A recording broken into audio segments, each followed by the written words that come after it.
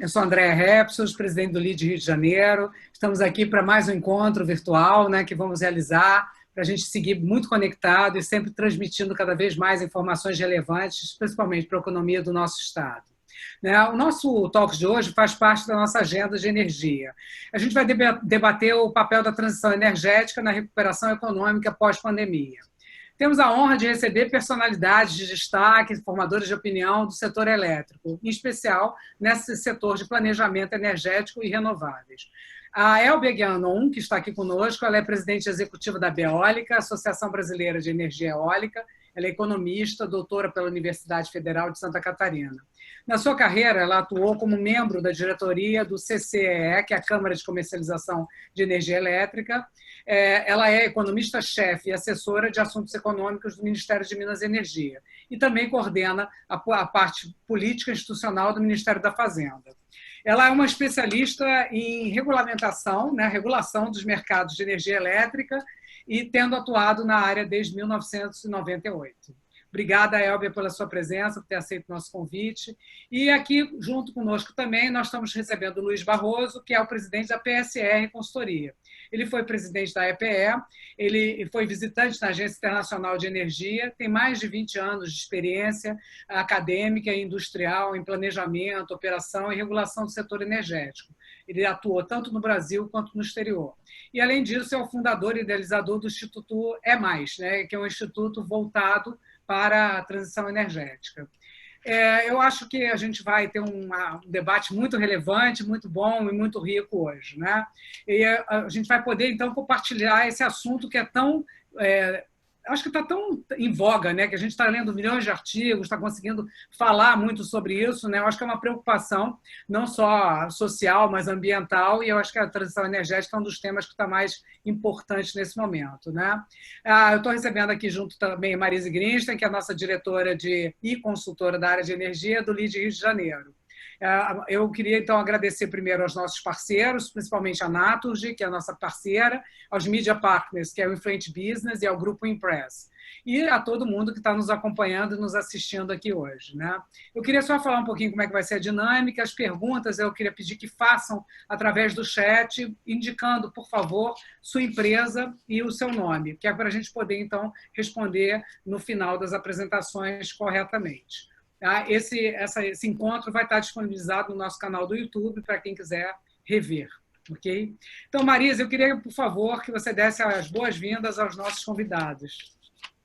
Bem, boa tarde a todos, né? Boa tarde para a Elbia, boa tarde para o Luiz Augusto. Hoje vamos conhecer a opinião desses renomados especialistas sobre a transição energética e seu papel na economia pós-Covid, né? E a transição energética, na realidade, que é a descarbonização das matrizes energética e elétrica brasileiras, né, aqui no Brasil, demandará mudanças na estratégia e no comportamento corporativo, particularmente nos setores da economia eletrointensivos. A modernização do setor elétrico é necessária, eu acho que inevitável, né? E para financiar os novos investimentos, os bancos e os fundos seguem a tendência de apoiar uma economia mais resiliente, né, baixo carbono, e ter na sua carteira de novos projetos esses ativos mais importantes, né, com relação à transição. A participação crescente em renováveis na matriz elétrica brasileira, bem como a segurança e a confiabilidade do sistema, definirão a forma de como se dará a transição energética no Brasil. É isso que vamos ouvir hoje, a opinião dos nossos convidados. Ou seja, pandemia para a transição energética é uma oportunidade ou um risco? Passo a palavra para a Elbia, por favor. Boa tarde a todos. Gostaria de agradecer ao LIDE Rio de Janeiro, na pessoa da Andréia, da Marise. É um prazer estar com vocês para falar desse tema de transição energética, juntamente com meu colega, meu amigo Luiz Barroso, colega do setor, amigo pessoal, e a gente tem participado bastante dessas discussões, tanto no Brasil quanto lá fora.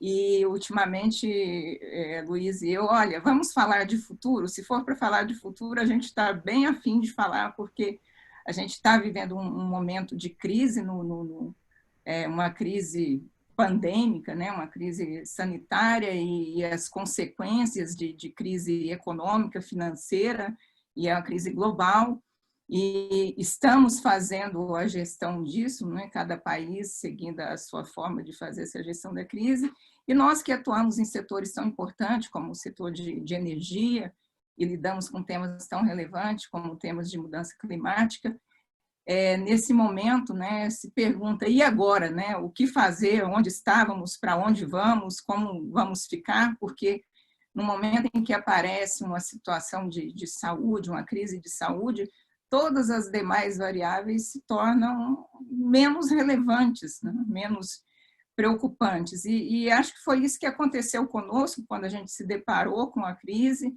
E agora, né, para onde vamos? E talvez essa grande questão a ser respondida, e nós estamos, nos últimos tempos, discutindo bastante, buscando resposta para a questão e, principalmente, buscando uma forma de contribuir para este processo, para um processo que nós chamamos de retomada pós-Covid, que nós chamamos o dia depois, e que não sabemos exatamente que dia é. Nós estamos aqui nos preparando para uma retomada, mas nós não sabemos quando ela vai acontecer. Mas o que importa é que temos que estar preparados para ela, ter um bom diagnóstico da situação e ter um trabalho pronto, ter tudo preparado para essa retomada que virá em algum momento, e é esse o nosso papel. E nós, especialistas do setor de energia, estamos buscando fazer esse estudo.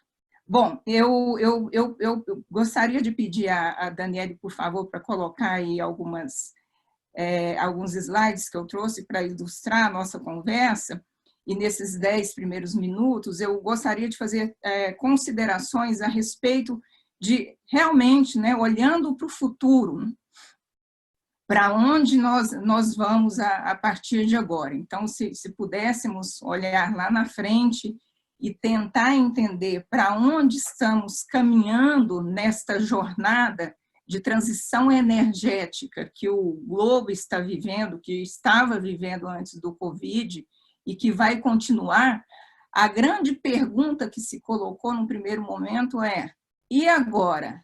O ritmo e a trajetória da transição energética global vai continuar? Né? E aí, depois de refletir bastante, discutir bastante, os especialistas têm entendido que sim, a trajetória permanece da transição energética.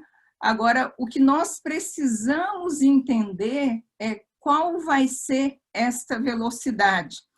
E eu estive com o Barroso em outras discussões de outras webinários que participamos, e nós estamos usando muito um termo trazido talvez até pelo nosso amigo Joaquim Levy, que é a retomada da economia em V de verde. Então, quando nós olhamos para as renováveis, além da gente entender que a transição energética vai continuar na mesma trajetória, talvez com alguma variação de velocidade, essa variação da velocidade ela vai depender muito da disposição que os próprios setores terão para apresentar uma solução. Daniele, você pode passar mais acho que mais o próximo slide, que aí tem uma figura interessante, que é a próxima, por favor, que é a situação que a gente está vivendo agora.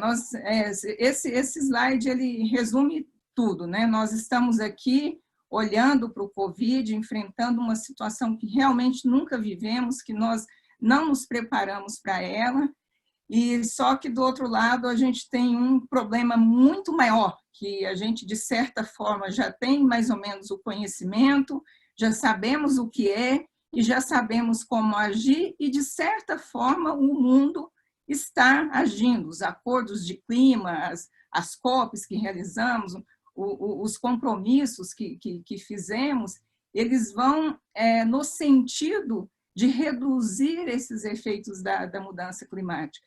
Mas a grande pergunta é, será que o que nós estamos fazendo é suficiente? E nós já sabíamos que não. Nas várias conversas e nas várias COPs realizadas, a despeito dos acordos assinados e daquilo que programamos fazer, o mundo já tinha entendido, as principais economias já tinham entendido que não estavam fazendo muito bem a lição não estava sendo feita de maneira correta. E aí, nesse momento de Covid, como nós percebemos que nós somos até muito mais instáveis com relação a respostas e bem menos resilientes do que gostaríamos diante de situações associadas à natureza. E talvez isso tenha trazido uma reflexão maior para a sociedade. Então, parece, né, que nós estamos num caminho em que paramos um pouco para refletir e estávamos fazendo algo que não estava correto, que nós temos que revisitar o nosso caminho. Então, essa discussão está muito forte agora e os países que estão pensando na retomada, porque de qualquer forma será necessário fazer pacotes de retomada, e aí, Dani, eu te peço o próximo slide, que ele traz aí o G20, principalmente, que trouxe um pacote econômico para a retomada das economias. A crise pandêmica trouxe um impacto econômico muito forte na economia global, talvez uma redução da ordem de 8% do PIB, e esta redução que aconteceu traz consequências gravíssimas no mercado de trabalho, no processo produtivo.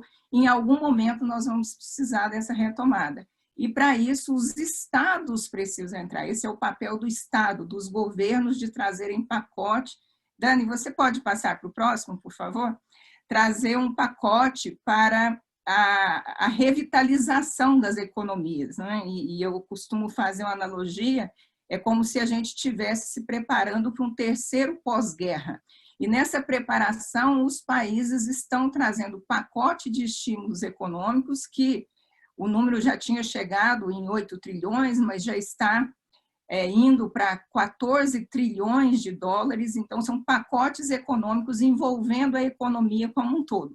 A grande questão aí colocada nessa discussão, diante do problema climático, que há uma consciência global, bom, já que faremos um pacote para a retomada da economia, por que não usamos esse recurso de maneira eficiente e eficaz?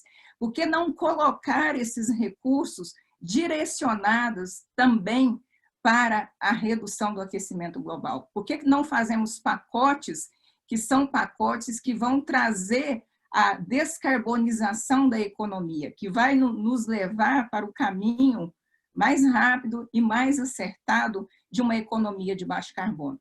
E é isso que está sendo colocado. Daniel, eu te peço o próximo slide, porque o próximo slide ele mostra exatamente isso que os países estão fazendo.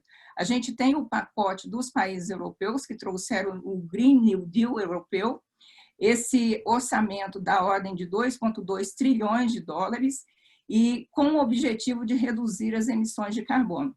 E aí, os Estados Unidos, que a gente acompanha, sabe que é um país que, pela questão até do presidente, ele não dá muita atenção para as temáticas, mas o legislativo dos Estados Unidos eles estão preocupados com o pacote. Então, os democratas, principalmente, estão preparando um pacote, e vários outros países que, às vezes, deixaram a situação do clima para depois, estão tomando consciência e fazendo pacote para agora. Então, neste cenário, Covid, mudanças climáticas, o que vai restar desse processo? O que vai restar desse processo é realmente uma retomada mais forte nos investimentos para a transição energética, para a transição de uma economia saindo de hoje para um futuro que nós tenhamos uma emissão menor de carbono, a transição para a economia de baixo carbono. Dani, o próximo, por favor. Bom, nessa discussão global, como que fica o Brasil e como que ficam os investimentos em energia? E aí, por que as fontes renováveis? Bom, porque as fontes renováveis, porque elas não emitem CO2, ponto 1. Por que renováveis? Geralmente são recursos que pertencem aos próprios países. Você tem, por definição, a independência energética. O sol, o vento, pertence àquele país, àquela região. Então, você vai produzir energia a partir daquele recurso próprio. Então, esse é um fator importante de independência energética.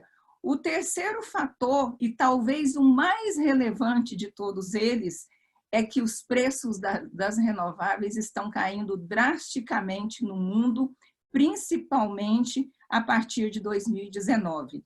E aí, por uma questão econômica, os países vão naturalmente investir em fontes renováveis. Investir em fontes renováveis e ainda buscar novas tecnologias para que essas tecnologias deem suporte a essa transformação energética que o mundo quer viver. A gente está falando de transição para uma economia de baixo carbono, mas em 2050 o que os países pretendem é uma verdadeira transformação energética. E essa transformação ela se faz pela mudança da matriz, de você ter um alto grau de renovabilidade nas matrizes, mas é você também transformar a sociedade, utilizar os benefícios dessas fontes renováveis e trazer impactos econômicos e impactos sociais. E este conceito de transformação energética, ele cabe muito mais no Brasil do que o primeiro, porque o Brasil é um país altamente renovável na sua matriz. Em tese, ele não teria que buscar essa transição do ponto de vista de energia, mas ele aproveita esse momento de transição energética como um dos países mais ricos do mundo e nesse processo de transição, ele aproveita para fazer uma transformação e ele pode fazer isso muito mais rápido. O Brasil pode ser um grande protagonista nesse processo de transformação.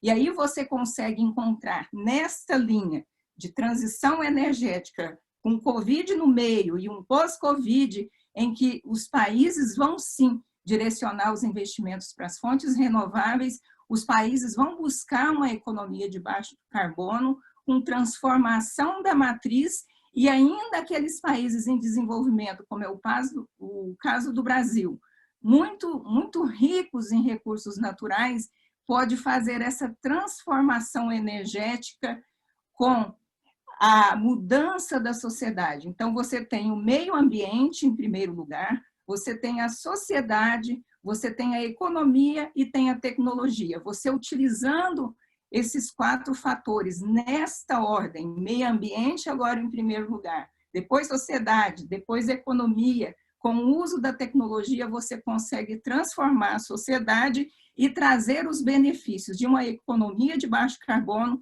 e, no caso do Brasil, um crescimento econômico e desenvolvimento social. É isso que o Brasil precisa entender e é essa oportunidade que o país precisa aproveitar.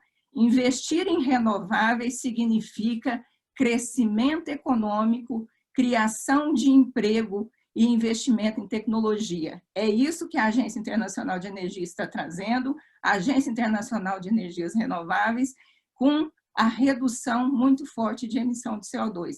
É este o caminho a perseguir e para o Brasil é muito simples fazer isso, porque nós temos os recursos disponíveis como poucos países no mundo. É a nossa grande oportunidade de mudar o rumo da nossa história, do crescimento e do desenvolvimento econômico para uma economia de baixo carbono e de uma maneira muito eficiente pelo fato da gente ser muito rico em recursos. Então, no primeiro momento, era isso que eu gostaria de trazer. Muito obrigada. Ótimo, Elbia. Obrigada. Aí, realmente, os desafios são enormes, mas a oportunidade é impressionante. Foi ótima a sua colocação. Queria agora, então, pedir ao Luiz Barroso para fazer a sua apresentação. Legal. Bom, gente, olha, muito boa tarde para todos. Andréia, Marise, ótimo estar com vocês. Obrigado pelo convite, obrigado ao LIDE, Rio de Janeiro, do nosso Rio, que a gente tanto gosta, né? Cidadezinha tão complicada. Mas obrigado também por me dar a oportunidade de estar com a minha querida amiga Elbia, pessoa por quem eu tenho muita admiração, muito carinho. E sempre que eu estou num fórum desse com a Elbia, o que eu falo depois dela, eu tenho um problema, porque eu me preparo, fico lá 3 dias estudando, faço o dever de casa, preparo a minha fala, escrevo tudo, eu sou uma pessoa dedicada. A Elbia vem aqui e me destrói completamente, faz uma apresentação que antecipa, né, tudo que eu ia contar para vocês. Então, na prática, eu vou jogar fora aqui meu papelzinho aqui, não vai servir para nada mesmo, tá? Vou começar do zero aqui no improviso na hora. Mas eu gostei muito da fala da Elbia, eu acho que ela está bem alinhada com o que está acontecendo. E eu vou fazer o seguinte, eu vou partir da fala dela e vou trazer essa discussão para o plano do Brasil, e principalmente para o Rio, colocando as perguntas que eu acho que a gente vai ter que responder nessa jornada, né? Se a gente parar para pensar o que o mundo faz há praticamente 2 décadas, o mundo ele já abraçou essa causa climática de uma forma muito mais intensa do que o próprio Brasil, mas no setor energético, o mundo ele gera energia basicamente a carvão, tá? Carvão mineral ou a combustíveis líquidos. Então, a estratégia mundial foi fazer esse processo da descarbonização, que a Elbia bem descreveu, como uma transformação de uma matriz que era carvão/diesel para um combustível que fosse menos emissor. E esse combustível, historicamente, foi o gás natural. Tá? O gás ele nasceu entrando, substituindo geração carvão, geração combustível líquido, e as renováveis vieram aí no início da década de 2000, também complementando a geração a gás. Então, a estratégia do mundo hoje, ela começa a se usar as renováveis para até mesmo substituir o gás, devido a essa forte competitividade econômica que a Elbia bem colocou, e também motivada pelo interesse, que é um interesse do mercado. Quer dizer, há 10, 15 anos, quem queriam que as renováveis fossem desenvolvidas eram os governos. Os governos faziam mandatos, metas, tem que fazer, tem que gerar incentivo, tem que entrar. E hoje em dia, não é mais assim. É só a gente observar que hoje as maiores indústrias, os maiores grupos empresariais, eles estão valorizando a sustentabilidade como um diferencial de negócios, e eles vão para as renováveis por uma questão que mistura 2 incentivos. Um incentivo econômico, porque de fato elas ficaram competitivas, mas por um diferencial de produto, porque o mundo começou também a valorizar mais no comércio internacional produtos que têm origem sustentável. Então, quando a gente olha esse tabuleiro de xadrez, esse tabuleiro mudou muito ao longo das últimas 2 décadas. E o Brasil ele tem uma situação muito boa, porque o Brasil ele já tem uma matriz que hoje, no ano 2020, ela é a matriz que, por exemplo, a Alemanha, que é o país campeão mundial de incentivos para renováveis, gostaria de ter daqui a, possivelmente, 30, 40 anos. Tá? Então, a gente, no grid de largada para a economia de baixo carbono, a gente larga muito bem com a nossa renovável chefe, que é a hidrelétrica, mas complementada pelas outras renováveis, que são a solar, a eólica e tudo mais.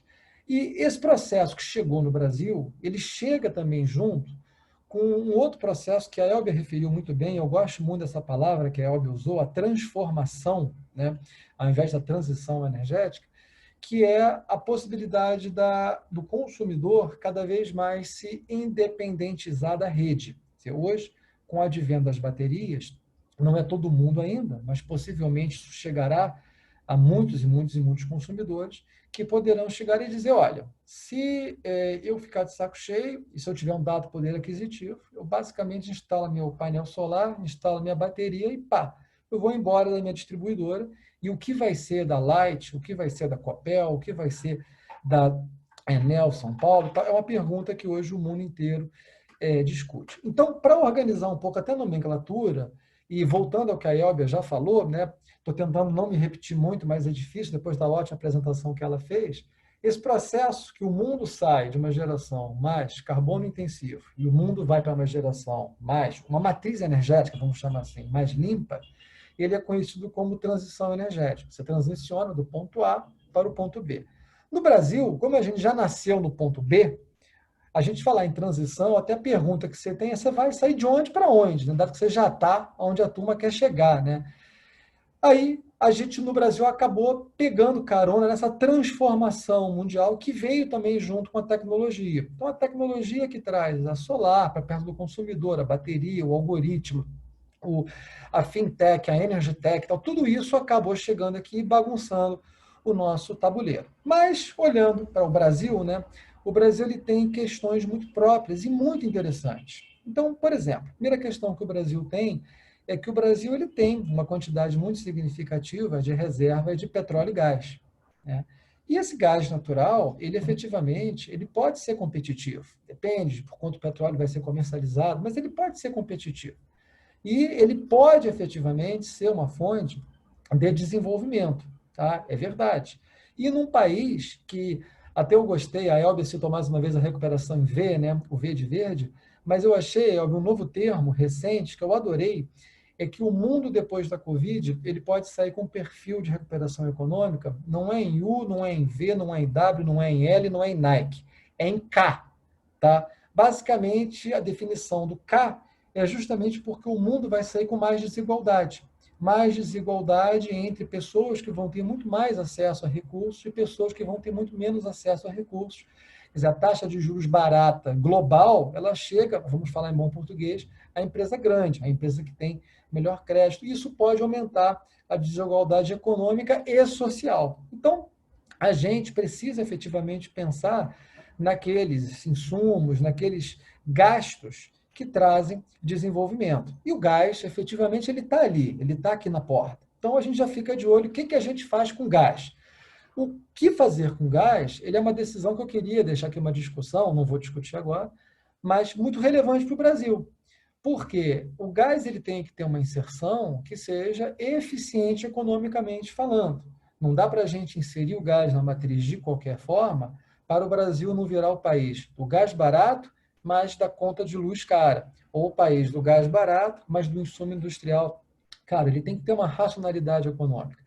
E essa é uma discussão super relevante, na medida que se as renováveis avançam, se a descarbonização avança, se novas tecnologias vêm, se o hidrogênio vem e tudo mais, esse gás ele pode ter uma duração limitada e ele pode virar um investimento até mesmo obsoleto até daqui a algumas décadas. Então, essa é uma decisão importante para o Brasil, nesse mundo da transição / transformação energética, e que afeta aqui o nosso querido, aqui o nosso Marise, Andréia e Luiz, Rio de Janeiro, né? Ponto 2, financiamento. Tá? Eu não queria perder a chance de dizer a grande necessidade de financiamento que a gente vai ter, porque existe uma diferença entre país rico e país não rico. País rico faz o chamado estímulo, né? Estímulo é você joga dinheiro na economia, Estados Unidos, a tabelinha da Elbia mostra muito bem, joga $1 trilhão na economia e vida que segue, né? O Brasil não tem R$1 trilhão para jogar na economia de qualquer maneira. Então, qualquer estímulo, incentivo que a gente venha a fazer, ele tem que ser muito criterioso. Como a Elbia bem disse, o gasto, ele até pode ocorrer, mas aonde gastar vai ser muito interessante, essa discussão é importante, mas o financiamento privado ele é fundamental. Privado mesmo / público com taxas de mercado. Então, qual vai ser o papel do sistema financeiro, qual vai ser o próprio papel do BNDES, que assumiu a liderança com toda a inserção de renováveis e de fontes de geração do Brasil ao longo dos últimos muitos anos. Essa é uma discussão também bastante importante. Financiamento, quer dizer, de onde vem a grana. Discussão 3, que eu queria, na verdade, parar aqui, mas fazer um grande guarda-chuva. Marcos regulatórios. Tá? Essa talvez seja a maior discussão do Brasil. O Brasil ele tem marcos regulatórios na indústria energética ainda obsoletos para a nova realidade tecnológica. Então, o aperfeiçoamento desses marcos regulatórios, que pode permitir que as renováveis venham sem subsídios, que os consumidores tenham a sua independência energética de forma a não onerar os demais consumidores que ficam nas redes, de forma que eletricidade, gás, biocombustíveis sejam cada vez mais integrados para que um país que tem uma matriz energética limpa possa ser exportador dessa limpeza para outros setores, entrando, quem sabe, no setor de transportes, no setor de aviação, em outros setores de combustíveis que a gente pode, com a tecnologia, pensar em diesel verde, querosene sustentável e tudo mais, e com isso o Brasil ter a liderança que sempre teve nessa área, materializada em diferencial econômico e competitivo. Então, os meus 3 pontos aqui para deixar no debate, complementando o que a Elbia disse, para recapitular, no que tange ao Brasil, é gás, quer dizer, o mundo do gás, gás versus renováveis e tal. 2, financiamento, financiabilidade, isso é um tema por si só, e 3, marcos regulatórios. Se nós conseguirmos discutir esses 3 a nível de país, em nível de país, eu acho que o Brasil consegue ter uma liderança muito grande nessa transformação energética que faz parte da transição a nível global. Paro por aqui. Muito obrigado, gente. Muito obrigada, ótimo. Eu começo te perguntando em que pé está hoje o Brasil, esses 3 pontos que você falou. Em que, se avançou alguma coisa? Qual é o cenário atual? Olha, André, eu vou começar aqui e depois eu vou fazer uma maldade, já a primeira de hoje, já vou jogar uma das perguntas, que eu não vou dizer qual é, para a Elbia, tá? Mas, das 3, olha, começando de baixo para cima, né? Eu acho que marcos regulatórios, o Brasil tem propostas muito concretas na mesa, tá? O Brasil hoje tem uma agenda legislativa que foi muito atropelada pelo Covid, né? Mas a gente tem um projeto de lei, o 232, 2016, que foi iniciado no Senado, que coloca um primeiro pilar de, no setor elétrico, fazer essa transformação. Quer dizer, o PLS 232, como ele é conhecido, ele não resolve todos os problemas, tá? Ele não é a bala de prata, mas ele é uma pedra importante. Assim como tem o PL do gás também, que também não é uma bala de prata, mas também tem implicações muito relevantes, e aí sim, até muito conectadas aqui aos estados, porque a distribuição do gás tem uma característica de regulação muito particular, por frutos da nossa Constituição. Os estados têm muito poder em algumas áreas que não como o setor elétrico, onde a ANEEL tem regulação federal. Então, tem o gás, tem a pauta da energia elétrica. Nós temos tido avanços. E mesmo nas agências reguladoras, no caso da ANEEL, temos tido alguns avanços infralegais e o Ministério também tem trabalhado. Então, tem um caminho, tá, André? Eu acho que a gente tem que transformar esse caminho em realidade. A parte do financiamento do gás é uma parte também muito interligada, porque o financiamento, o mundo tem muito dinheiro hoje, tá? A verdade é essa. Mas muito desse dinheiro não quer mais financiar coisa fóssil. Isso é uma coisa muito interessante, tá? Então, de onde vem a financiabilidade para a geração fóssil? Se é que a gente vai fazê-la, né? Essa é uma pergunta que eu não teria resposta hoje. Mas a minha provocação é de que geração fóssil num país que é muito renovável, ela tem um impacto marginal muito pequeno em termos de emissões. Quer dizer, o Brasil desenvolver o gás, não é isso que vai deixar-nos mais emissores ou menos emissores. Não é por aí essa discussão. A nossa discussão é fazer o gás bem feito ou fazer o gás mal feito. Porque se a renovável, literalmente, der um calor no gás, o gás fica, economicamente falando, numa situação desafiadora. Mas eu acho que esse tripé da disponibilidade de capital e do destino que esse capital organicamente quer chegar, eu acho que vai ser uma grande discussão para os próximos aí 3, 4, 5 anos. E é esse ponto que eu queria jogar a bola para a Elbia, para escutar a Elbia um pouquinho sobre essa questão do gás também com as renováveis e a financiabilidade. Certo, obrigada, Luiz. Essa discussão do gás, realmente, nós estamos fazendo agora, e você falou da importância dos marcos regulatórios, a gente está agora como o próximo da fila setorial importante, que é a própria aprovação da lei do gás, né? Isso é extremamente importante para a gente pensar na modelagem, e hoje eu participei até de um debate mais cedo, e na semana passada também, a respeito dos rumos do gás, e o que a gente precisa entender é que há uma dinâmica e muito maior e uma incerteza muito grande a respeito desse mercado.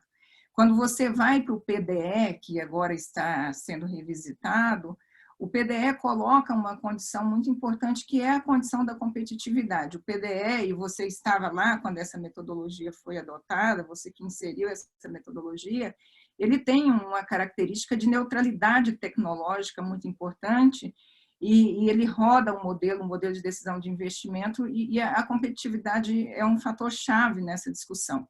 Então, do ponto de vista da competitividade, se o gás entrar com fluidez, ok. Agora, se o custo do gás ele for tão relevante e aí ele for muito, muito maior, isso pode ser um objeto de uma política, porque talvez o governo queira fazer uma política para o gás. Então, a gente percebe uma determinada incerteza nesse aspecto, que hoje acho que seria muita ousadia de qualquer especialista do setor de energia falar qual é o caminho, claro, para o gás. A gente está muito no caminho de entender essa dinâmica, até entender o próprio processo do custo do pré-sal, porque, no final das contas, a gente está falando de pré-sal, né? Porque estamos falando de usar um recurso. É um recurso que nós temos, né? Então, tem uma incerteza grande. No que se refere ao financiamento, vai ser bastante desafiadora. Você mencionou, eu trouxe aquele slide mostrando os principais bancos do mundo não vão financiar combustíveis fósseis, de maneira alguma. E aí o Brasil, a gente sabe, o nosso BNDES, que é o Banco de Desenvolvimento responsável pela grande parte dos financiamentos, talvez, sim, o governo decida e faça uma política de financiamento via BNDES, o que não tem mal nenhum, tendo em vista o que você disse, né, que a gente tem um certo crédito aí para usar de fóssil quando a gente fala de matriz energética, matriz elétrica. Mas o que eu vejo hoje, Luiz, é uma incerteza muito grande nesse mercado, é importante a gente observar. A gente está, na situação do gás natural hoje, a gente está parecido com o que estávamos há 3 meses atrás na discussão geral de transição energética. Prestar muita atenção, discutir muito, entender as oportunidades, entender a dinâmica e aproveitar essa dinâmica da melhor forma possível. Nós aqui, especialistas no setor de energia, trabalho com renováveis, adoro, mas a gente não tem preferências. A nossa preferência é que o Brasil se desenvolva, que aproveite esse processo de transição e transformação energética e que saia realmente muito melhor desse processo, porque tem todas as variáveis para isso. Quer complementar alguma coisa, Luiz, ou tranquilo? Podemos passar para a próxima. Marisa, você queria fazer uma pergunta? Tem várias perguntas para os dois.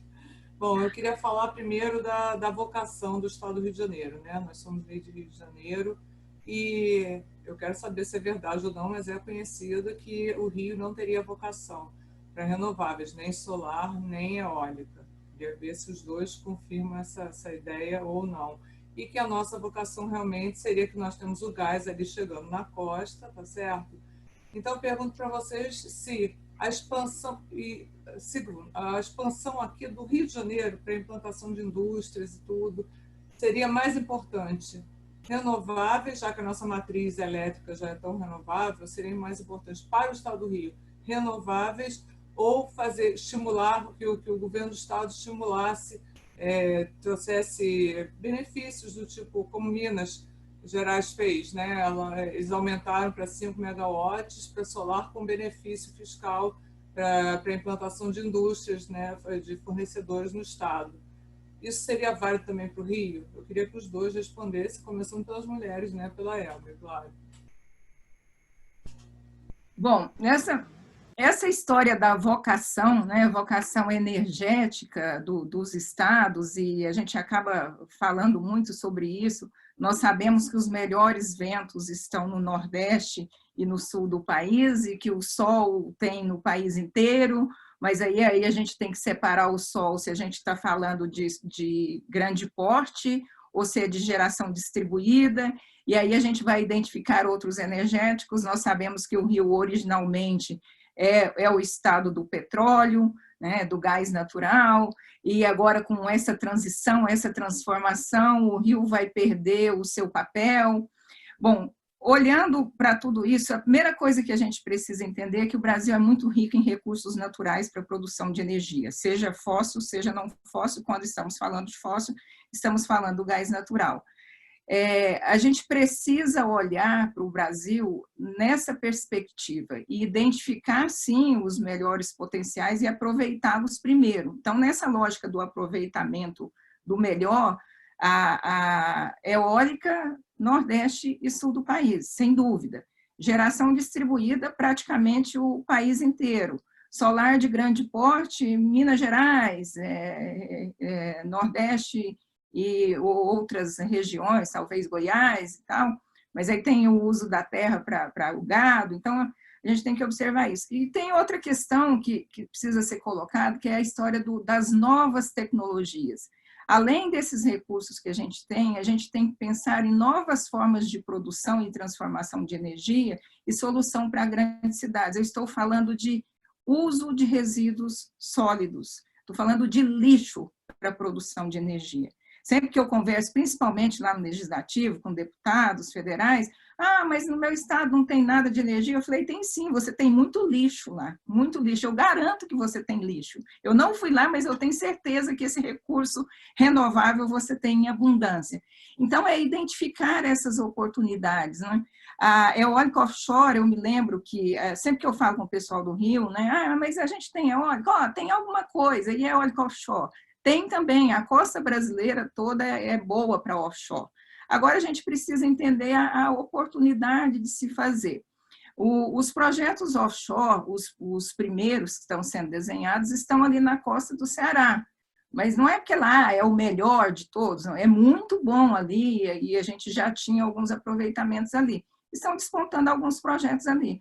Agora, a tecnologia muda tão rápido, e os custos estão caindo tanto que vai ser acessível para todo mundo. O estado de São Paulo, às vezes, fala, mas eu queria tanto ter um parque eólico aqui no estado de São Paulo. Já fez o Atlas Eólico onshore, falando onshore. E tem vento, sim. O vento do estado de São Paulo é igual o melhor vento alemão para a produção eólica. E a Alemanha tem mais de 30% de potência instalada de eólica. É só uma questão da oportunidade, do momento. Você vai aproveitando aqueles recursos melhores e depois, com a tecnologia, você vai aproveitando os outros. Eu acho que tem muita oportunidade, sim. É só fazer ali uma seleção, fazendo um mérito técnico-econômico e vai aproveitando nessa ordem.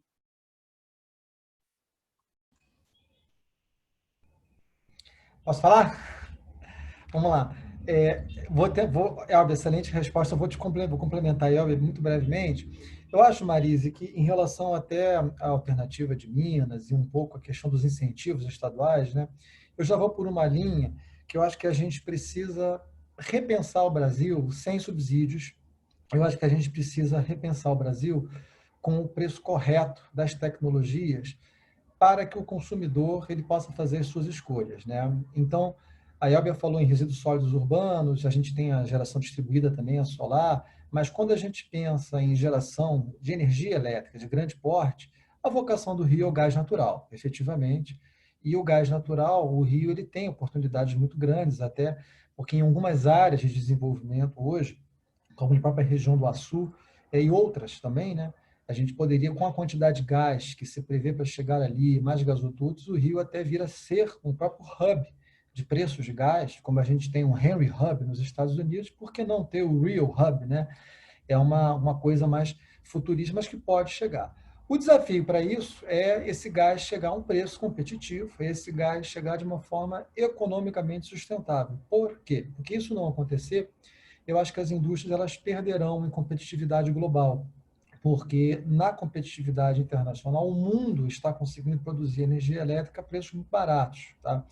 Então, o Brasil precisa estar dentro dessas cadeias. E eu acho que a gente tem oportunidades de sinergias. Por exemplo, o próprio petróleo e gás offshore, ele tem junto com ele a sinergia positiva com a eólica offshore. O próprio petróleo e gás offshore, ele pode gerar uma tecnologia que, ao invés de você produzir o gás lá na plataforma, escoá-lo por um gasoduto, produzir a energia elétrica na térmica na costa, a gente já produzia a energia elétrica diretamente na plataforma, com uma térmica em cima da boca do poço, e já fazendo captura e sequestro de carbono na plataforma. Esse é um arranjo conhecido gas to wire, né? O gás para o cabo direto. Se isso for competitivo, por que não pensar? Essas são as soluções que, na minha visão, elas estão mais aqui dentro da nossa ossada. E com a indústria do óleo e gás, aí o Rio ele tem outros potenciais, como o refino e outras coisas. Mas o ponto-chave, realmente, na minha forma de ver, até o Brasil de amanhã, a gente tem que pensar nisso tudo, garantindo que não tenha subsídio, e se tiver uma política pública específica para isso, que o custo dessa política pública ela seja explicitada e cobrada efetivamente de uma forma esperta, porque senão eu acho que como país a gente não tem condição de não alocar os custos mais corretamente. Mas eu acho que o caminho do Rio vai ser muito a turma do gás mostrar efetivamente que pode entregar o gás a um preço muito competitivo. E tem jogo, tá? Porque, só para vocês terem uma ideia, nós na PSR fizemos uma série de exercícios, e se você, uma pergunta que nos fazem muito, qual é o preço do gás que tem que chegar na costa para que as térmicas a gás deem uma lavada nessas eólicas aí da Elbia, tirem essas solares e ganhem de lavada, né? A gente fez umas contas dos exercícios e considerando todos os atributos do sistema elétrico e uma série de outras coisas técnicas que eu não vou comentar aqui, mas esse gás chegar na térmica, tá? Alguma coisa da ordem de 4,5, $5 o milhão de BTU, olha, dá jogo, tá? E quando a gente conversa com a turma do gás olha e fala, achei que o preço fosse ser menor. De repente, 5 dá jogo também. Então, esse processo de descoberta é que vai ser a beleza, eu acho, do desenvolvimento do gás em contradição com as renováveis em competição. Mas, se não der para o setor elétrico, o Rio também, pela sua frota industrial, ele tem que olhar em soluções onde o gás agregue valor na indústria siderurgia e outros segmentos onde o gás possa entrar também substituindo outros combustíveis. Mas eu estou muito na linha aqui do Rio ter vocação para o gás pela escala que é necessária para gerar um desenvolvimento. As coisas menores, como resíduos sólidos urbanos, própria solar como geração distribuída, eu acho que isso, como a Elbia bem disse, todo o Estado brasileiro tem um potencial bastante significativo. Bom, eu queria continuar, só complementar a pergunta seguinte, com relação para os dois também, com relação à expansão do sistema, tá certo? Daqui a pouco nós estamos numa recessão horrível, tá certo? Mas a gente espera que tenha uma retomada econômica, né, pós-Covid. E como é que vai ser essa expansão do sistema com segurança? Porque, quer dizer, as hidráulicas já estavam praticamente no limite, né, ainda mais no período seco, a gente despachou muita térmica, etc. Então, como fazer essa expansão com segurança, usando as renováveis e usando também outras tecnologias, no caso, o combustível, que seria o gás, para estabilizar esse sistema, né? Para garantir esse sistema. Qual a opinião de vocês? A estabilização do sistema com a expansão. Vamos começar pela Elbia. Luiz primeiro. Luiz. Vamos lá. O Brasil, tá? Assim, Marise, a expansão do Brasil, ela, até vou voltar alguns anos, né? Lá no PDE 2026. Lá em 2026, a gente fez uma escolha, foi um plano muito duro, porque foi um plano onde nós praticamente mandamos ao mercado, na EPE, naquela época, o sinal de que as hidrelétricas elas não estavam tão bem na fita como todo mundo gostaria que estivesse, né? E por uma questão, não é socioambiental, por uma questão econômica. Você calcula o custo de geração, mais transmissão, mais os riscos de mercado. Esse custo passou a ser maior do que o custo da alternativa. Então, a gente pensou da seguinte forma, coisas contra as quais eu não vou discutir. Expansão ela vai ter um componente forte e renovável. Tá? Isso é fato, fim de papo. Tira isso do jogo. E a gente precisa de um componente que é um componente que garanta, usando a sua nomenclatura, né, a segurança do sistema, que o sistema fique em pé, como muitos colegas meus da EPM diziam naquele momento. E você pode conseguir isso de 3 maneiras. A primeira maneira é você construir geração térmica. A segunda maneira é você construir transmissão e você fazendo com que a geração hidrelétrica existente ajude as renováveis num grande portfólio. E a terceira maneira é você construindo mais renováveis e usando a complementariedade entre elas para você conseguir balancear o sistema. Naquele momento, lá atrás, a gente foi para o mundo da geração térmica, tá? E a gente sinalizou que a gente achava que a geração térmica ela teria um componente principal. Então, um componente importante. Então, hoje em dia, na minha cabeça, eu acho que a gente vai expandir com renovável, com transmissão, para trazer as hidrelétricas existentes, aportando mais para a segurança, e eu acho que vai ter um pouco de gás. Porém, o volume desse gás é que ele vai ser muito dependente, a forma que esse gás será contratado, inflexível, flexível, tem uma série de coisas mais técnicas, e ao preço. Porque tudo no final do dia, eu acho que o que interessa é o custo dessa energia total para o consumidor. E a gente consegue mostrar, é possível mostrar, que gás inflexível, se ele vier a um determinado preço atraente para o setor elétrico, tem um super jogo, como os leilões de 2017 já mostraram. como também o gás flexível, que é aquele que o setor elétrico gosta, se ele vier muito caro, eu já não prefiro fazer.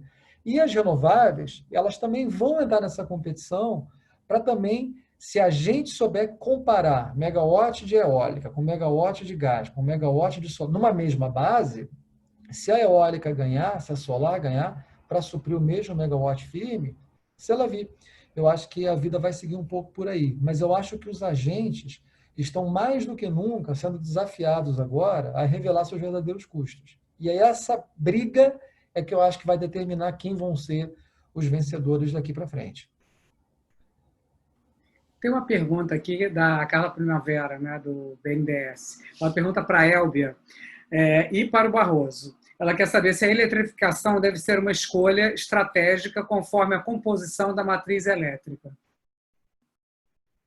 A eletrificação da matriz, e Barroso e eu até discutimos esse tema um dia desses, é um importante componente dessa transformação energética e é uma tecnologia, né, que você traz para os veículos.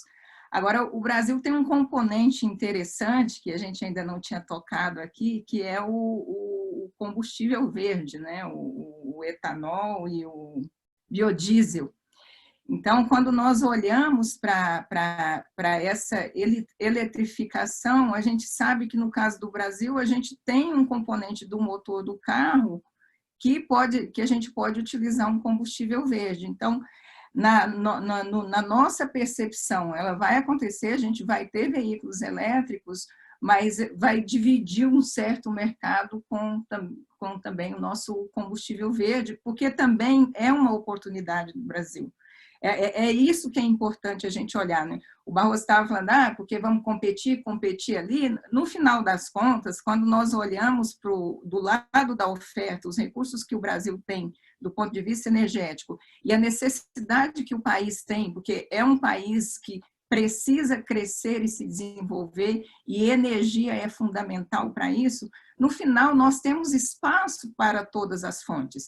E o fator determinante do uso ou não dessa fonte vai estar associado à competitividade dela. Então, qual é a fonte que vai determinar a expansão? A gente não tem dúvida, vai ser renovável pela quantidade de recurso, mas um segundo componente aí que não podemos esquecer, e nós aprendemos isso cedo e ensinamos para o resto do mundo. Nós contratamos eólica em leilão competitivo, sem aquele feed-in tariff, sem subsídio. A gente mostrou para o mundo que isso é possível. Então, a gente está, de novo, nesse processo de aproveitar os recursos que nós temos e fazer uma matriz altamente renovável e com alto grau de competitividade. Então, a palavra-chave aí é competitividade.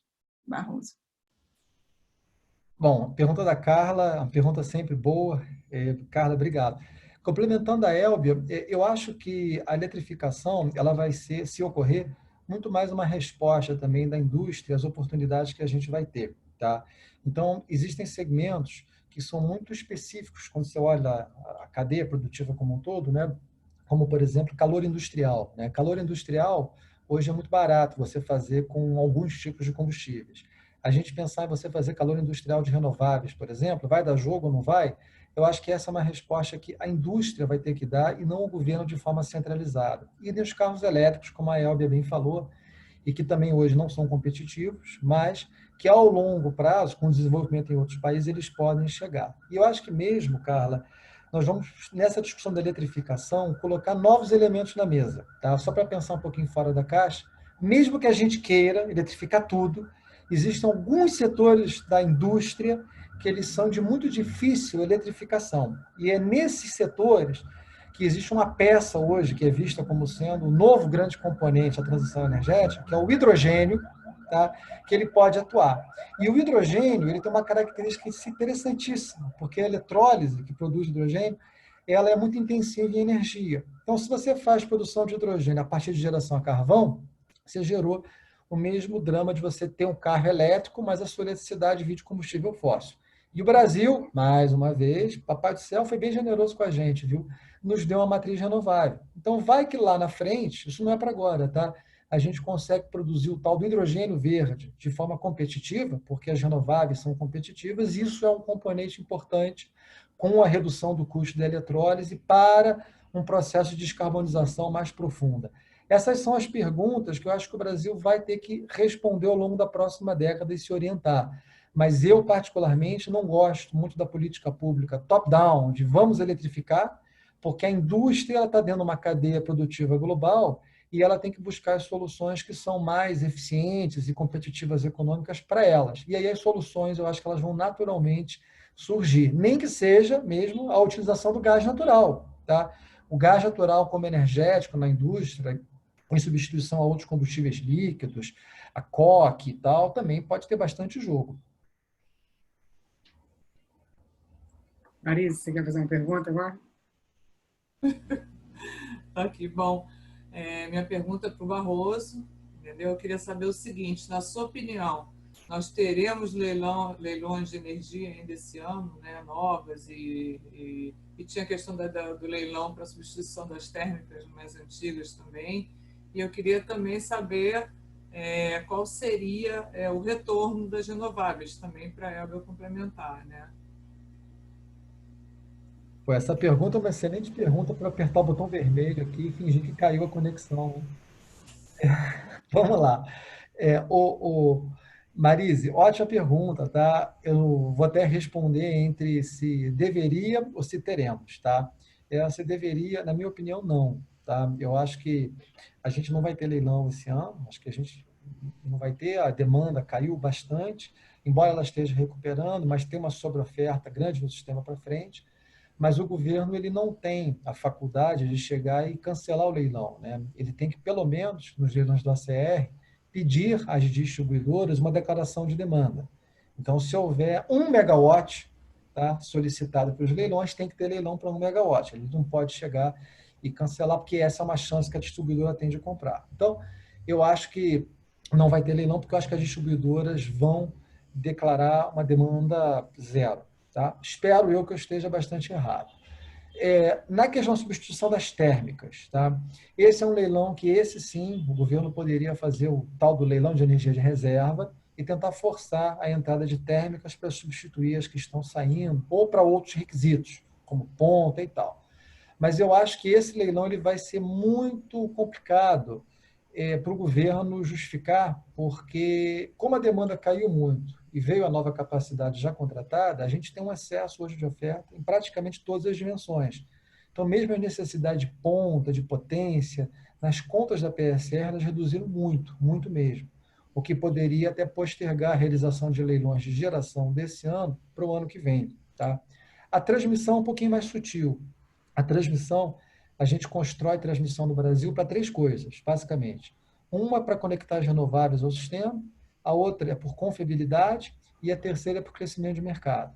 Então, pode ser que, por mais que não tenha necessidade de conectar novas renováveis, porque não vai ter leilão de geração, e por mais que o mercado não cresça muito, mas pode ser que a gente ainda assim precise de leilão de transmissão para confiabilidade eletroenergética. Essa é uma conta que a EPE certamente está fazendo. Então, no meu cenário, eu sou mais otimista, para resumir, em ter um leilão de transmissão e não ter o leilão de geração. Lembrando que na geração, no que diz respeito ao A4, ao A5, ao A6 e tudo mais, A3, o governo tem que pedir para as distribuidoras fazer uma declaração de demanda. E se houver 1 megawatt, 2 megawatts, 10 megawatts, esse leilão ele tem que ser convocado. E com relação exatamente à rentabilidade desses investimentos, né, para você e para ela também, em renováveis, né, no caso em eólica e solar está melhorando também, né, bastante. Deixa a Elber responder essa primeiro, que eu estou louco para saber as rentabilidades das eólicas. Essa ela vai falar, né? A rentabilidade desses projetos provavelmente não é muito alta, porque a competição está muito grande. A gente percebeu, 2016 a gente não teve leilões, em 2017 a gente teve um primeiro e os preços nos surpreenderam bastante, né, Barroso? Você estava lá do governo fazendo leilão. Então, houve uma redução forte da rentabilidade, mas houve também uma redução muito forte dos custos. O Brasil viveu uma forte redução dos custos e dos preços de energia renovável com destaque para eólica e solar. Agora, isso nos trouxe uma vantagem muito grande que a gente não tocou aqui nesse painel, por isso que eu estava louca para falar, que é o crescimento do mercado livre e a redução da nossa dependência dos leilões. Então, não haverá leilão este ano para geração e nem deveria ter mesmo, tá? Porque não tem demanda, então leilão regulado não haverá.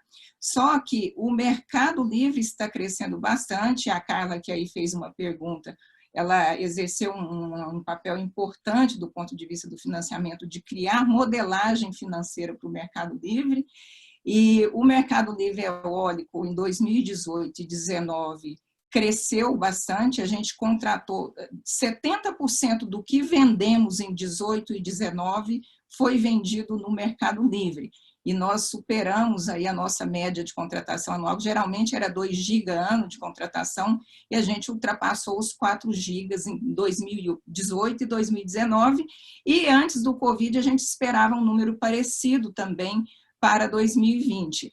Naturalmente, não haverá regulado, mas o livre continua contratando, a gente tem feito muitos contratos, inclusive PPAs corporativos, de empresa buscando PPAs verdes, e é um mercado que, a despeito da crise, ele tá indo bem, está indo num ritmo razoável.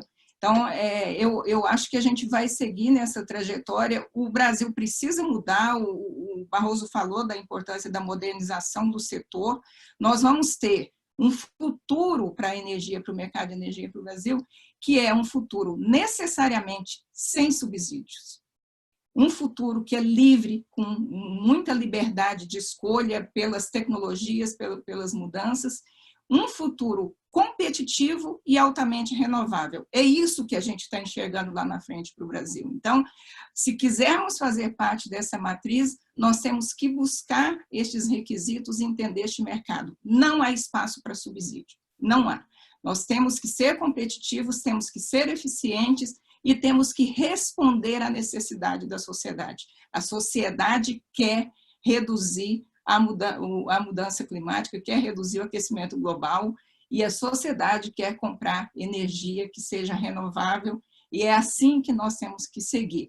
Como que o Brasil vai se adaptar nesse processo diante dos recursos que ele tem, é uma questão de política que o país tem todo o direito de fazer e tem espaço para fazer.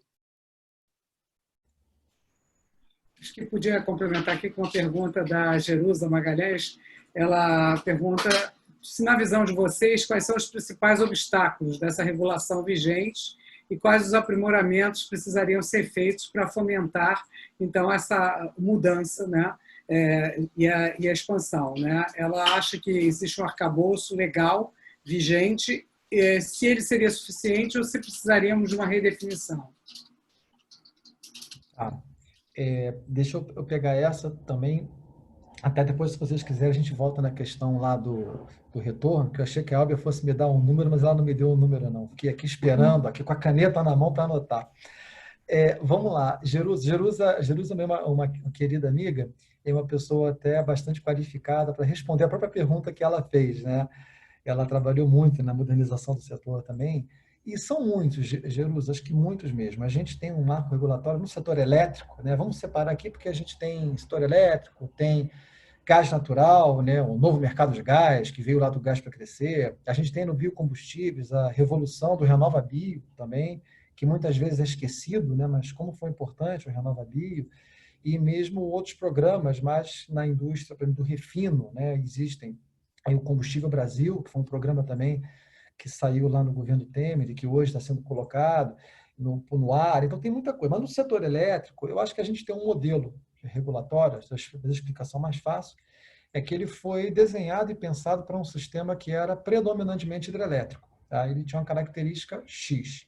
E esse mundo mudou. Hoje a gente tem um sistema que ele ainda é muito hidrelétrico, mas ele tem a participação de novas fontes, e esse modelo que a gente tem hoje ele foi desenhado para lidar com um conjunto de atores, e nós temos hoje outros atores. E atores esses que vão aparecer, quer a gente melhore a regulação, quer a gente não melhore a regulação. Então, qualquer um de nós que tem um poder aquisitivo para, por exemplo, instalar um painel solar, uma bateria nas nossas residências, a gente pode pedir independência do sistema da distribuidora, tá? Ter energia 24/7 com a bateria mais a geração distribuída. Isso é uma realidade tecnológica que não depende de regulação. Você vai, instala, acabou, fim de papo, tá? E esse é um processo que, se feito em massa, ele atrapalha muito certos pilares que a gente tem hoje do mercado. Então, na minha visão, Jerusa, finalmente respondendo objetivamente, a gente precisa melhorar na formação de preço, na alocação de riscos, no subsídio, na criação de um ambiente de negócios que prepare a indústria para essa abertura ordenada do mercado. Porque também abrir o mercado, a competição, o crescimento do mercado livre de forma desordenada, o que é muito fácil, vai criar novos legados, novos custos altos no ACR e novas necessidades de intervenção. Então, na indústria elétrica, isso tem um caminho que está ali traçado no PLS 232. No gás natural, isso tem uma realidade diferente, que é a do novo mercado de gás, que é um marco regulatório que nasce muito voltado ao acesso à rede de transporte, a tarifas de transporte, a novos atores como armazenamento de gás, infraestruturas essenciais e tal, mas que é uma indústria ainda muito mais nascente, tá? Muito mais recente para o Brasil do que o setor elétrico. E os biocombustíveis, mais ainda. Tá? É uma indústria muito, muito, muito mais recente do que até a do setor de gás. Então, lá no infinito, né, quando esses três marcos se cruzarem, o Brasil pode ter uma posição muito boa, energeticamente falando, trabalhando com BTUs aí que são elétricos, gasosos, biocombustíveis, e gerando diferencial competitivo para o país. Mas o caminho para o setor elétrico, na minha visão, a primeira pedra, não é o caminho todo, está no PLS 232.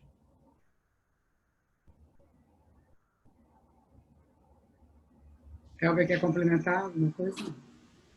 Do ponto de vista do investidor, o gerador, né, na ótica aqui de um gerador eólico que participa dos leilões, o modelo atual ele é bastante satisfatório, mas quando nós olhamos para o setor elétrico como um todo, e aí olhamos os vários pontos da cadeia produtiva, nós sabemos que a gente precisa fazer uma adequação melhor deste modelo. E essa adequação é que o próprio governo chama de alocação adequada de custos e riscos do setor. Você você modernizar o setor e fazer a legislação contemplando a atual matriz. Então, com a forte participação das renováveis e aí a introdução do PLD horário, que está prevista a segunda fase já para janeiro de 2021, que você precifica as fontes no momento que elas estão gerando. Esse é um ajuste importante que vai acontecer e que nós estamos trabalhando para ele. Então, essa é uma maneira, você contemplar as novas tecnologias e dar um papel mais dinâmico para o lado da demanda. Historicamente, o setor elétrico brasileiro foi formado sempre pelo lado da oferta. A política sempre voltada para oferta a oferta. E, na medida que a tecnologia mudou e que essas outras fontes foram chegando, a gente tem a oportunidade de deixar o lado da demanda gerenciar mais e tomar mais decisões. E, para isso, você precisa modernizar a legislação. E é só assim, quando você tem as duas pontas em dinâmica, o lado da oferta e o lado da demanda, é que você realmente consegue fazer a alocação adequada dos chamados custos e riscos do setor elétrico. E é nesse sentido que nós precisamos trabalhar.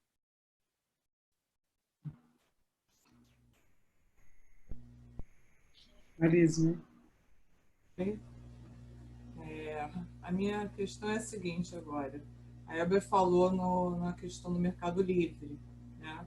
E com o Mercado Livre, realmente eu vi hoje que a Bracel publicou que 42% da geração de energia renovável é destinada ao Mercado Livre.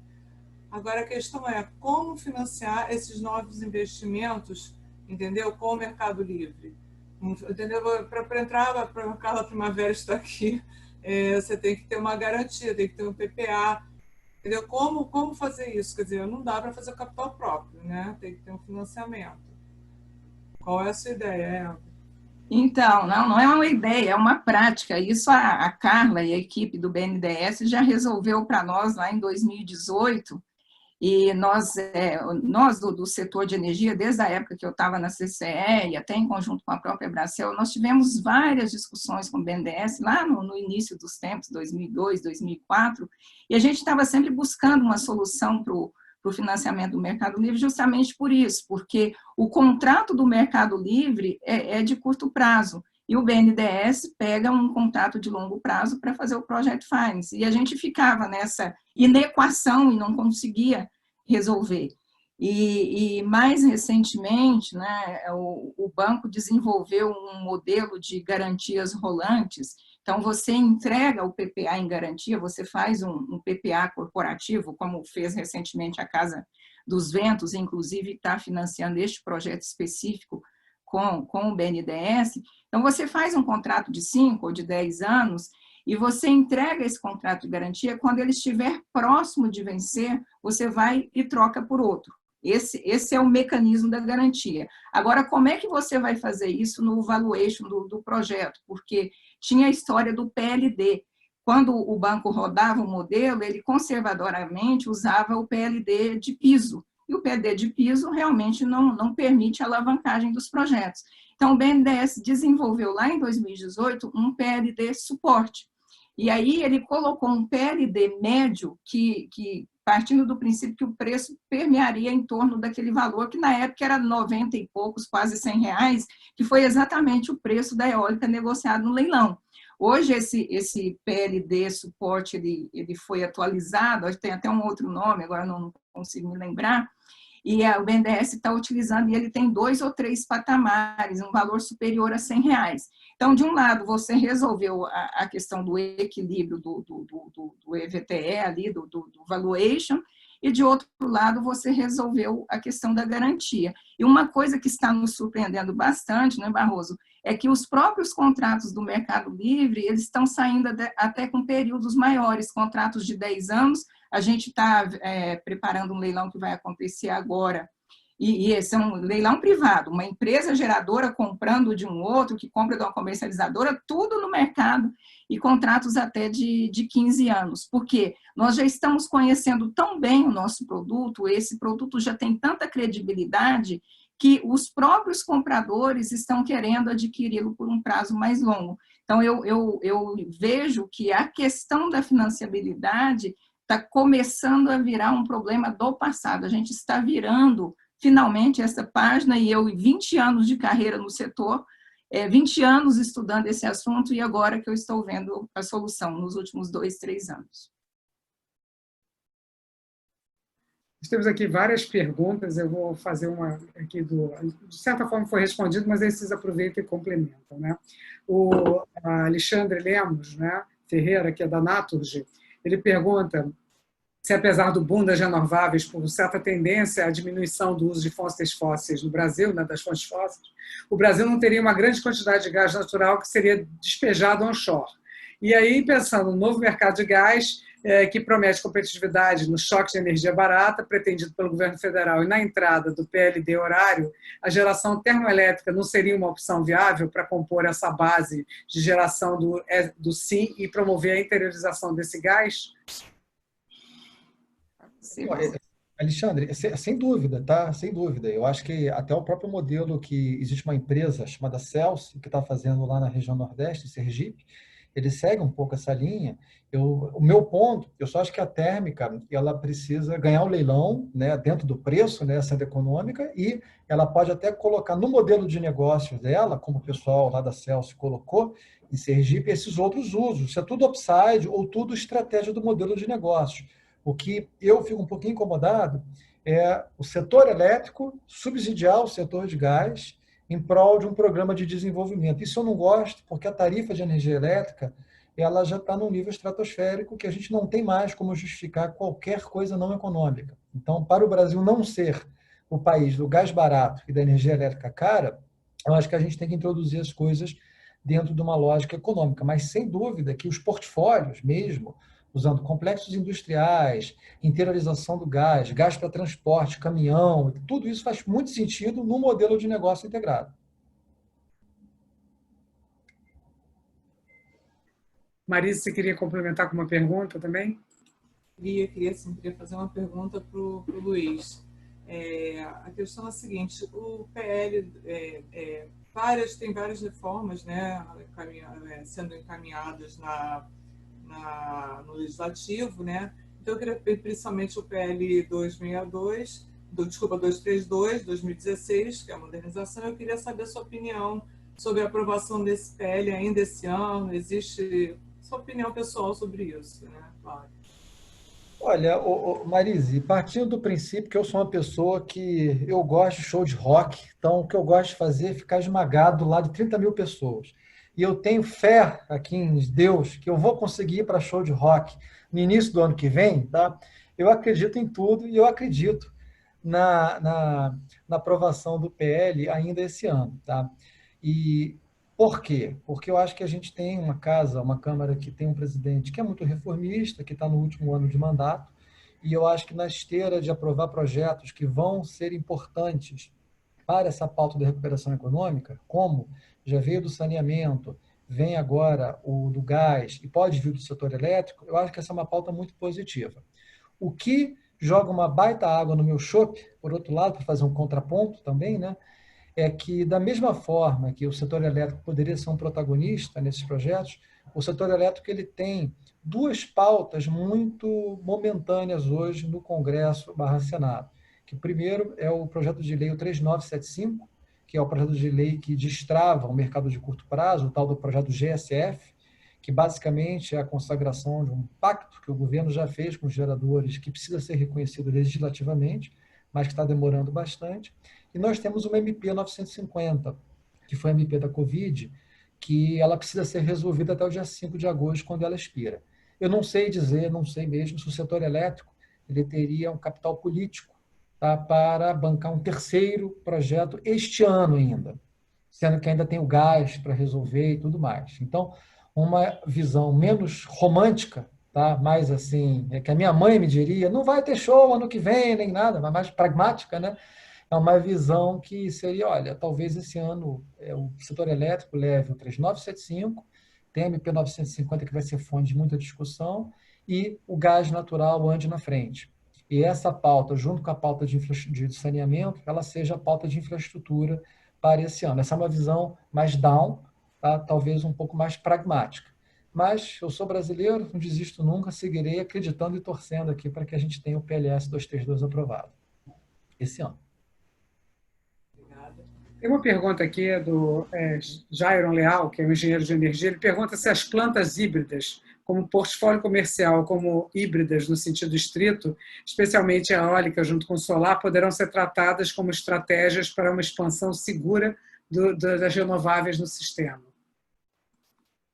Olha, podem e estão sendo tratadas. Nós temos já um projeto, um parque funcionando no Pernambuco, que é eólica e solar. Na época a gente não estava com a regulação ainda acertada, eles foram feitos separadamente. Acho que esse parque foi inaugurado em 2016, se eu não me engano, mas a AB Eólica, junto com a APINE e a AB Solar, nós trabalhamos numa regulação envolvendo parques híbridos e entregamos essa proposta de regulação que está na ANEEL em vias de ser aprovada.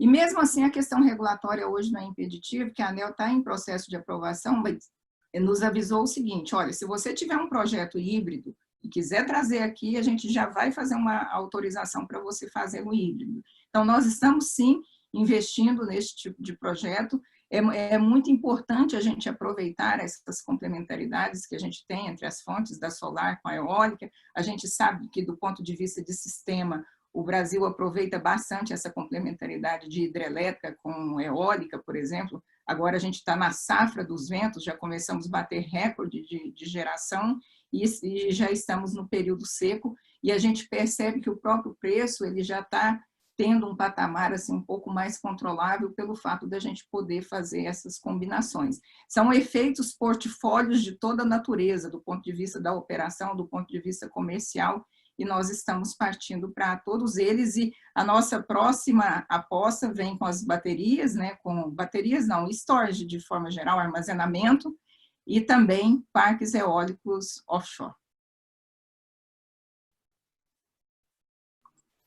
Marisa, você tinha mais uma pergunta, né, que você me disse aí. Cheia de dúvidas. Barroso, não fomos didáticos, hein? Falar 5 horas aqui, né? Bom, eu queria que o Barroso falasse um pouco sobre os investimentos em novas tecnologias, né? Você falou rapidamente, né? Hidrogênio, etc. Mas como é que é esse andamento e também o papel das baterias, né? As baterias estão mais confiáveis, estão mais longa duração. Como é que está você pode falar alguma coisa sobre isso, né? Veja bem, depende, Marise, muito do tempo, do horizonte que a gente está olhando, né? Quando você fala em hidrogênio, por exemplo, só para você ter uma ideia, os primeiros projetos de hidrogênio competitivos que são esperados para serem desenvolvidos, eles são mais ou menos ao redor de 2030, 35, tá?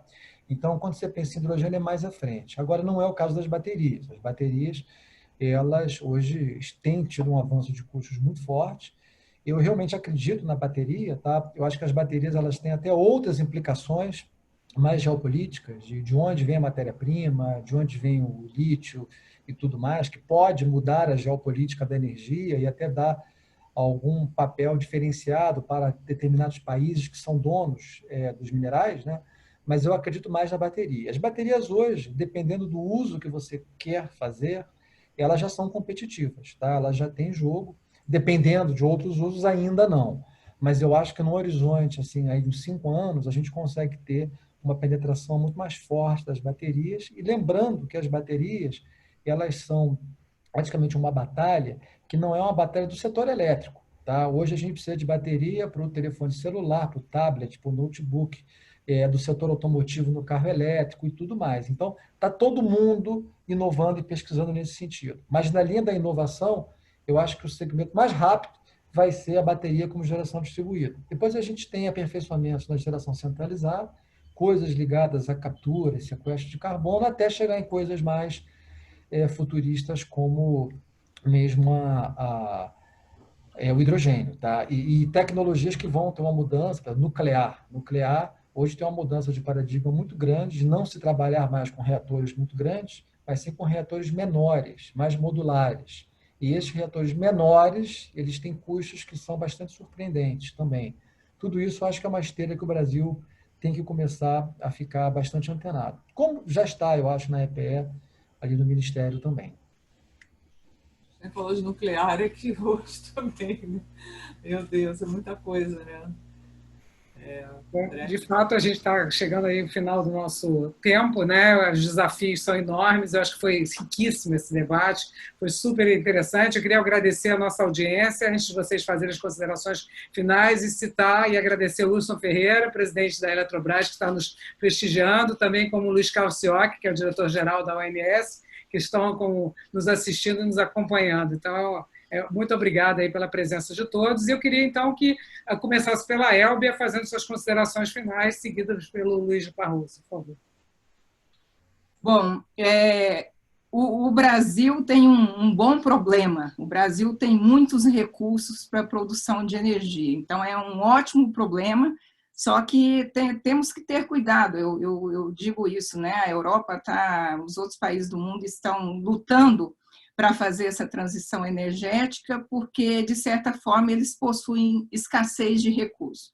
E o nosso problema é a abundância de recursos. Agora, a gente tem que ter competência para fazer a gestão dessa abundância e trazer essa gestão a nosso favor, pensando do ponto de vista social, do ponto de vista econômico. Então, eu já tinha dito aqui há pouco que nós estamos com a clareza a respeito do momento social que a gente está vivendo, do momento global. A gente tem que entender que meio ambiente vem em primeiro lugar, que a gente tem a sociedade na sequência, a gente tem a economia e a gente tem a tecnologia. É nessa lógica que nós vamos partir do ponto A para o ponto B, uma economia de baixo carbono, utilizando de maneira eficiente os nossos recursos renováveis e transformando o uso desses recursos em benefícios sociais, porque o Brasil é muito carente de desenvolvimento econômico. As fontes renováveis fazem parte da solução do problema que o Brasil está vivendo agora, né, e que o mundo está vivendo, mas no Brasil nós somos partes da solução. A retomada do crescimento econômico, pode ter como contribuição os investimentos em infraestrutura e, em destaque no nosso painel, o setor de energia, que vai ser um importante fator de retomada de crescimento e, principalmente, de desenvolvimento econômico. Elbia. Bom, gente, obrigado, André, obrigado, Marise, obrigado a todos que participaram pelo convite, foi ótimo, aprendi bastante, como sempre. Eu vou voltar ao meu K, né? Eu acho que a nossa recuperação, pensando sobre a ótica da sociedade, se a gente olhar como um K, eu efetivamente acho que, olhando aqui, eu fiz um Kzinho, né? A gente vai ter uma parte que efetivamente vai se descolar muito, uma parte que vai cair por questões óbvias, e eu acho que o setor de infraestrutura e o setor elétrico, ele pode ser o fechador desse K, tá? E o transformador desse K num grande V, que eu realmente acredito. Eu acho que é um setor que tem que ser mais eficiente. E eu acho que quando a gente fala em eficiência, a gente fala em mais marcos regulatórios e a gente fala em empresas eficientes. Então, quando você, Andréa, citou o meu querido amigo Wilson Ferreira, né? Aqui carinhosamente chamamos de Highlander, né? O Wilson é um Highlander, está sempre batalhando ali as batalhas mais difíceis, não só na Eletrobras, mas na história da carreira profissional do Wilson, que ele teve, isso foram batalhas muito complicadas. Eu não posso deixar de registrar aqui o PL da Eletrobras, o projeto da Eletrobras, que muita gente associa como a privatização da Eletrobras. Eu acho que é a eficientização da Eletrobras, a transformação de uma empresa que pode ser muito eficiente, muito líder, muito protagonista nessa transformação, que acho que a Elbia descreveu muito bem na fala dela, nessa transição energética, e tendo aí a liderança no setor elétrico, que vai ser fundamental como infraestrutura para ajudar a fechar fazer com que esse meu CAD aqui, tá, ele seja, na verdade, um grande V, assim, olhando para cima, tá? Eu acho que esse aqui vai ser. Então, eu queria deixar essa mensagem de que a aprovação das reformas, ela é fundamental. Eu acho que o PLS 232, o PL 3975, eu acho que a agenda de eficientização de empresas, onde o PL da eficientização da Eletrobras, da privatização da Eletrobras, é fundamental também, tá? Não por questões fiscais, mas por questões de liderança, de eficiência também, como a agenda do gás. Eu acho que o gás, no marco regulatório do gás, podem ter muitos avanços interessantes, e aí o Estado do Rio, que no final é como a gente começou essa conversa, ele pode ter um protagonismo muito bom aí de uma forma indireta nesse processo. Mas queria agradecer mais uma vez. E a gente tem assunto aqui para ficar 3 dias falando sem parar, mas eu vou parar por aqui. Acho que a maioria dos recados já foram dados. Muito obrigado. A conversa foi ótima, acho que foi extremamente rico esse nosso encontro de hoje, e ainda ficaram várias perguntas aqui da nossa turma que está nos acompanhando aqui, mas infelizmente não vai dar tempo. Mas eu queria, então, mais uma vez agradecer a vocês por esse tempo disponibilizado, pelas informações tão relevantes, e para quem não teve oportunidade ou se quiser rever, então vai estar no nosso canal de YouTube, e eu convido vocês, então, também que sigam nossas redes sociais, para que possam saber das próximas programações do nosso Lead Talks Energia. Então, uma ótima semana para todos, né? Tudo de bom para todo mundo, se cuidem. Marisa, você quer falar? Não, só queria agradecer os dois maravilhosos, muito obrigado, foi um prazer enorme essa tarde com vocês.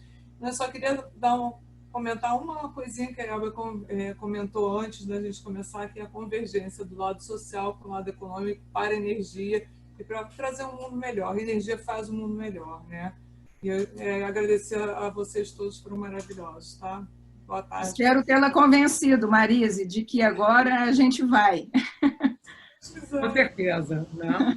Tá bom. Seguiremos conectados e na luta aí. Gente, muito obrigada. Boa noite a todos. Boa noite. Obrigada. Boa noite.